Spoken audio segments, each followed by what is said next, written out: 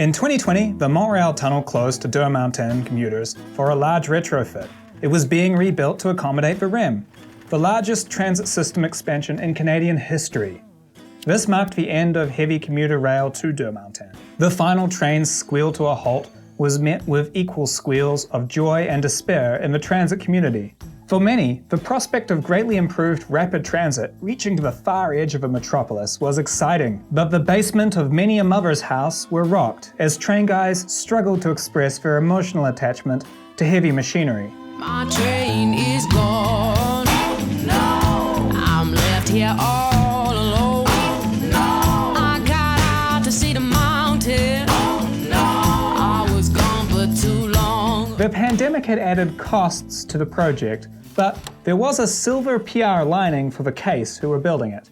Far fewer commuters would be missing the existing service during the 3 years of downtime. After winning the provincial election in 2018, the CAQ had asked the case to look into several extensions. In December 2020, everyone, and I mean everyone, was surprised when one of these requests materialized as a 32-kilometer, $10 billion expansion of a REM called REM Last. This REM completes the island, giving rapid transit coverage to long-neglected, low-income neighborhoods in Montreal's northeast. A total of 99 kilometers of rapid transit was likely within a decade. The population and economy of Montreal was booming, and with the new stage of the REM unlocking the deindustrialized east for new housing, Montreal had a chance to do a much better job than its peers of providing new medium-density transit-oriented housing for residents. But this REM extension was not going to get underway nearly as easily.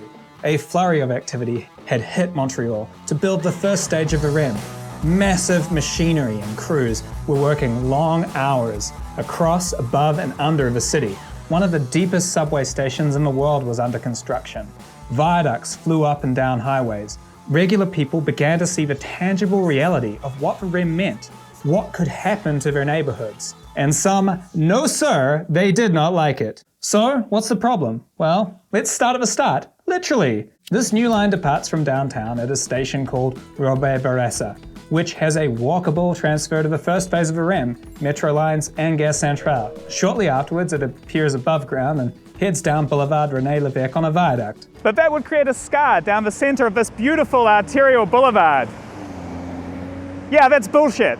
This street sucks. I should know. I live next to it. In 2021, the viaducts were the first major thing to draw heat. But because of the crimes against urbanity committed in the 1960s, this particular end of the street is not nice. When people think of elevated railways in the Northeast, they often think of the clickety-clack, dark steel elevated trains of Chicago, Philadelphia, and New York. The thing is, that is technology from 100 years ago. It's like comparing a modern electric bus to this. If you want to see what the REM is really like, as far as noise and appearance go, you need to hop across the country to the place that led the world in this technology and where the case got its start on transit projects.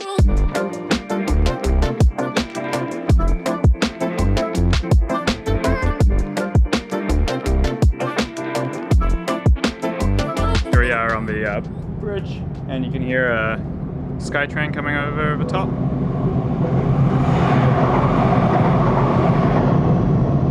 That's it. It's receding into the distance. Won't have any more noise like that for another, 5 minutes or so when one goes the other direction. And I'm so glad to be walking along here rather than over on that bridge. I was really glad to not be on the bridge opposite where all the car traffic was. And even the old SkyTrain lines. I mean, check out this shot that I have where you have the noise of just regular car traffic and the SkyTrain going by.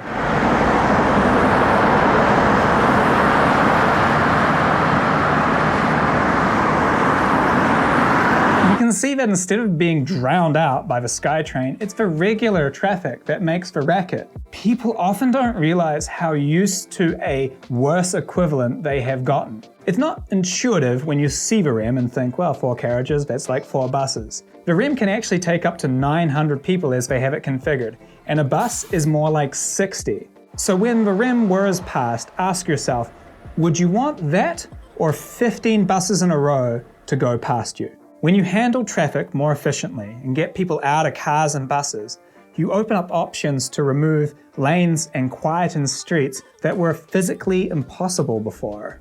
People are kind of funny when they say SCAR. Even though the REM line for this street is only a 2-carriage configuration, it's still going to be efficient enough to reduce this 8-lane urban highway down to a 4-lane normal street. It's going to be a lot nicer. I'll put it this way, I'm jealous of the people who bought property on this road a couple of years before the project was announced. But no matter what, the physical appearance of viaducts are an instant rejection from many, and these systems do make noise on corners.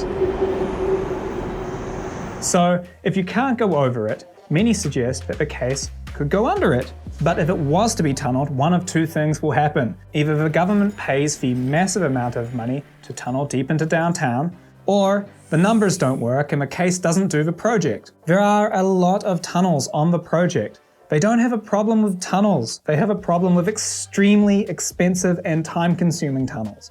Knowing this reality, many have suggested setting up surface level operations just for the downtown segment. Now the REM's secret sauce is that it's automated, which gives it super low operating costs and more frequent and flexible services. So if there's a festival being held in the east of Montreal, which you'd actually be able to hold now, the traffic can be handled with the push of a button to dispatch some extra trains. It's totally geared to the modern reality of decentralized cities and remote work, a smaller, more frequent and flexible conveyor belt sort of transit. But all of this depends on it being completely separated from traffic. The network is only as good as the weakest section. When exposed to these at-grade transportation problems, trips become slower, transit becomes worse, and the entire commuter conveyor belt stops when, say, a protester decides to park on the tracks. And we are literally making the choice to have people every year just straight up die. On top of it being a worse experience, you just added a workforce of 100 drivers. So again, the financials don't work and the project gets cancelled. So you might notice that I'm getting a little irritated. And that is because this is what people don't get. All of this bullshit right here has happened so many times before, and it is why we don't get transit. What sucks with NIMBYS is that we're all heroes of our own narrative, right?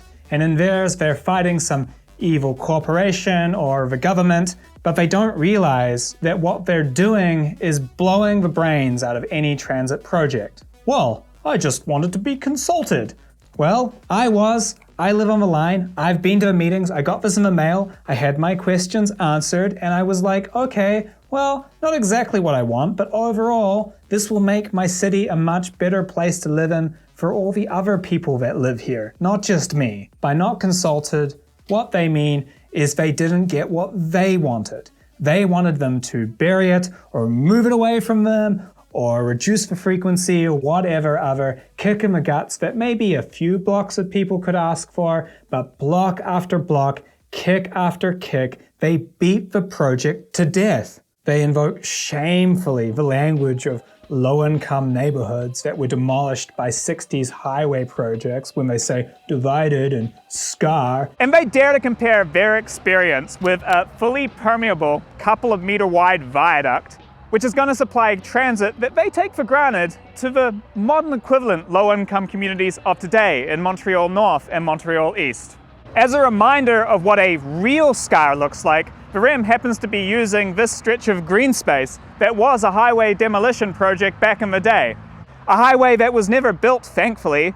Unlike the victims of the past whose homes once stood here, the REM is going to be demolishing basically nothing. The REM actually coincides with the city's plans to finally see it landscaped into a usable park, and that park will feature a modern, quiet transit system running through it. If anything, to me, this all looks like learning and finally healing the scars from the past. The project recently moved a large section in response to public complaints about it running down a commercial street. They negotiated a deal and moved it to an existing rail corridor that actually takes heavy, long, and loud freight trains. And even then, immediately, a new group of NIMBYs sprung up. These are people that bought a house on a freight train line, and they're unhappy about the vibrations from this humming electric train using it. So you might ask, why isn't it pragmatic to just adopt the strategy of caving in and giving them what they want? Well, we can see how that's going at the blue line, which actually will intercept with the REM.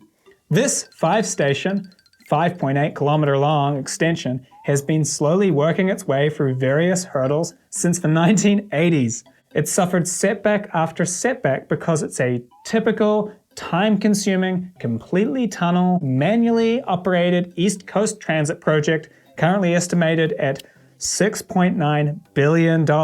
If the case was asked, would you build this tunneled metro extension? They would probably say no, because they're building a 67-kilometer long, 26-station network for the same price. They would only do this if they could do things like cut and cover or automate the line to bring down the long-term overheads, which would drop the price, but both things would trigger protests. This is one of the biggest lessons to learn from REM. And it doesn't even require the case in its cashed up public-public partnership model. Their other innovation in Montreal is simply avoiding slow, expensive projects. In transit infrastructure, taking a long time is usually just another way of saying expensive. They're expensive because they are literally tens of thousands of hours more work. So the REM was planned to be built quick and therefore cheap, and therefore, unlike the blue line, it actually fucking exists. Whereas with a slow expensive, they enter a political death spiral. First, they are complex, so they have years of planning and years for the public to find out about them and neurotically worry about the project. Inevitably, in a city of millions, someone goes, "Hey, I'm worried about the vibrations and their effects on my baby!" When the project arrives for politicians to approve, it's already pretty expensive, and citizens are already writing letters. The transit agency is told to consult and address their concerns. More citizens complain, the loudest and often wealthiest successfully get tunnels added. It goes back to the government, even more expensive, eyebrows furrow at the price going up. Politicians weigh in with ridiculous ideas. The transit authority capitulates. The proposal now operates at surface level. $15 million per year of driver salaries are added in perpetuity. The slower speeds drop the ridership numbers, so less passengers will ride and cover the cost. Now, cyclists aren't happy about the tracks. They just wanted to be consulted. Drivers have to wait at crossings. Why weren't they consulted? Back to government. Now, with quantifiably ludicrous numbers, the representatives of suburban voters ask, couldn't we solve this better with buses? What about 15 buses? It was a nice surprise the case decided to extend their winning streak on the first REM, but not a surprise they hit more traditional transit problems. With the first stage of a REM, people in Montreal were just so happy to have anything built that even the NIMBYS had their pitchforks under lock and key. I don't like it. Shut up. I hate the airport bus. But by the time the REM last was proposed in 2020, everything had changed. The NIMBYS lining 99 kilometers of track were fertile soil for an excuse to be selfish, and as always, drowned out and freaked out the silent majority of their neighbors that would benefit from a world-class transit system finally linking the whole island. Thousands of NIMBY kicks and punches meant the case's once unblemished exterior had started to take some damage. With so many perfectly reasonable, multi-million-dollar demands piling up, the unaware public didn't realize how much the project had edged towards cancellation. Yet another North American transit project that was not fully realized because, sadly, it turned out to be too expensive when we looked into it. But the damage was still bearable, provided, of course, 2022 passed without any serious blows. It didn't.